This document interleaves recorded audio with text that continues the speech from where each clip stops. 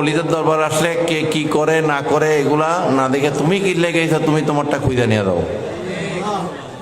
একজন আল্লাহর মহান অলি, অনেক বড় আলেম, তো ওনার দরবারে এক মরিদ যাইয়া মাইজ ভান্ডার শরীফে এই করে পুরুষ মহিলা একসাথে এই সেই অনেক কথা বলছে। হুজুর আপনি তো এই দরবারের অনেক প্রশংসা করেন, এই দরবারে তো আমি অনেক কিছু উল্লা পাল্লা দেখছি। তো উনি বলে ঠিক আছে, তুমি পুকুর পাড়টা দিয়ে ঘুরছো নি? ঘুরছি। ভিতরে মাথার মধ্যে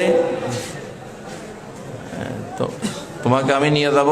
তো ওনাকে ওরে নিয়ে আসছে, আইহা তার মাথায় একটা গামলা আছে না, গামলা ভর্তি পানি দিছে, দিয়া মাথার মধ্যে দিছে।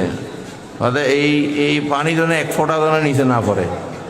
তুই পুরো পুকুরটা ঘুরে আবার এখানে আইবা হযরত কাবলার মাজারে, পুরো পুকুর ঘুরে কি এখানে আসবা, এক ফোঁটা কি পানি যেন গামলার থেকে না পড়ে।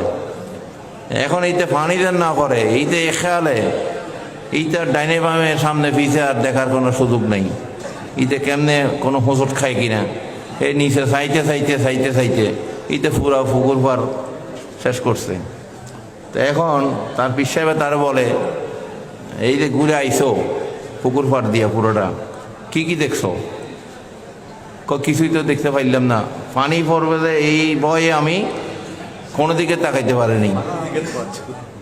কি আমি নিচের দিকে তাকাইয়াই এই পুরো পুকুর পাড় ঘুরতে হয়েছে আমার। অর্থাৎ অলির দরবারে যাইবা, এইভাবে নিচের দিকে তাকাইয়া ওইখান থেকে ঘুরে চলে আইবা আদেবার জায়গা।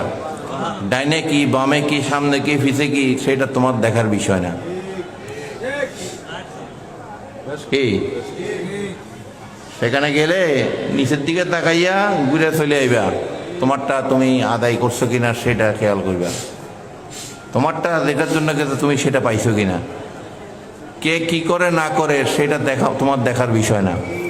যেখানে এলমে শরীয়ত তরিকত হাকিকত মারফত চারোটা মাধ্যমে চলে, যেখানে চারোটাই সেখানে কায়েম আছে, সেখানে তুমি মোল্লার পড়া দিয়া সেখানে সব বুঝতে পারবে না। এমনকি মোল্লার পড়া দিয়া তুমি কোরআনও বুঝতে পারবে না। লিকুল্লি হরফিন জাহিরুন ওয়া বাতিনুন, তোমার যদি বাতিনি চোখ না থাকে তুমি কোরআনও বুঝতে পারবে না। কোরআনের প্রতিটা হরফে জাহিরি রূপ আছে, বাতিনি রূপ আছে। সুবহানাল্লাহ বলেন। এই জন্য অলিদের দরবারে যেতে হবে সেই বাতিনি ইলম শিক্ষার জন্য। সুবহানাল্লাহ বলেন।